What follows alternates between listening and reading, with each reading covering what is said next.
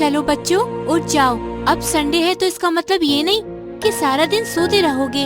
सोने दो ना माँ, एक बार नौकरी लग जाएगी तो ना दिन में सोने को मिलेगा ना रात में। क्या हुआ, आज भी नहीं सो पाए? वही बॉस की बातें, किसी भी हाल में काम खत्म करो वरना ऑफिस ना आना। माँ मैं सोच रहा था एक दूसरी कंपनी में जॉब अप्लाई कर दूं। सैलरी भी ज्यादा मिलेगी और काम भी कम करने को मिलेगा। मेरा बच्चा काम से तो नहीं भाग सकता। बताओ सच सच की क्या बात है? वो मेरा दोस्त है ना, उसने जॉब के 6 महीने बाद ही नई कार निकलवा ली। और एक मैं हूँ, 2 साल से जॉब कर रहा हूँ और अभी तक स्कूटी की EMI भी खत्म नहीं हो रही। तो ये बात है। चल अभी खाना खा लो और आराम करो, इसके बारे में बाद में बात करेंगे, ठीक है? जी माँ। तो उठ मेरा राजा बेटा। कितनी बार कहा है, अब मुझे राजा बेटा मत कहा कीजिए, बड़ा हो गया हूँ मैं। बच्चे जितने भी बड़े हो जाए, माँ के लिए बच्चे ही रहते हैं।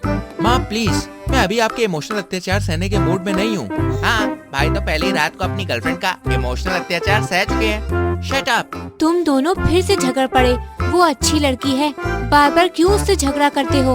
आपको भी लगता है कि मैं झगड़ा करता हूँ तो ठीक है, मैं हूँ ही झगड़ालू, मैं हूँ ही बहुत सारे फसाद की छड़। अब मिल गई शांति। अरे खाना तो खाता जा। सबको लगता है कि मैं ही झगड़ा करता हूँ, बस पढ़ाई करो वो कहती है टाइम नहीं देते, ना करो तो कहेगी करियर को लेकर तुम सीरियस नहीं हो, तुम्हें रिश्ते को बैलेंस करना चाहिए। इनका कुछ नहीं हो सकता, तू तो खाना खा ले। माँ, इस बार के एग्जाम्स के लिए मुझे डर लग रहा है। किस बात का डर? फेल होने का?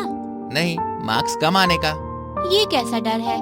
मतलब क्लास में सबके मार्क्स 95% से ज्यादा ही आते हैं और पिछली बार 94% जब आए थे तो सब मुझे नालायक कहकर चढ़ा रहे थे। आप भी हंस रहे हो?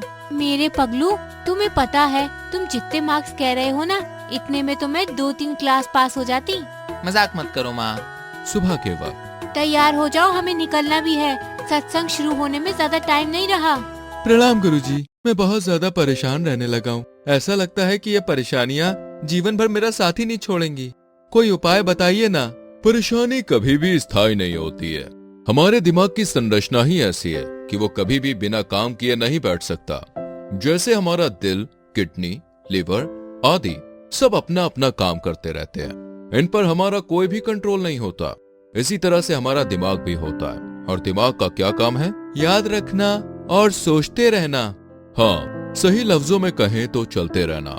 इसलिए जितने भी गुरु, पीर, ऋषि हुए हैं, उनमें हमेशा एक बात कॉमन रही है। सब आपको यही कहेंगे कि खाली समय में भी भगवान का नाम लेते रहो, इससे दिमाग को काम मिला रहेगा। माफ कीजिए गुरुजी, लेकिन अगर कोई परेशानी है तो उसे सोचकर हल करना चाहिए या इग्नोर करके भगवान का नाम लेना ठीक होगा? सबसे पहले ये सोचो कि तुम जिसे परेशानी कह रहे हो वो परेशानी है भी या नहीं। मैं समझा नहीं गुरुजी। जब तुम स्कूल जाया करते थे तो एग्जाम के खत्म होने और फिर रिजल्ट के आने तक कितना परेशान रहे होंगे। या फिर स्कूल लेट जाने पर अध्यापक से डांट खाने की परेशानी, होमवर्क पूरा ना करने की परेशानी, पेंसिल या रबर खो जाने पर माँ बाप से डांट खाने की परेशानी। आज वो परेशानियां कहाँ हैं? उनका कोई वजूद तुम्हारे जीवन में है? नहीं गुरुजी, मुझे तो ये सब याद भी नहीं था। आपने कहा तो याद आया, ऐसा भी होता था। यही तो बात है।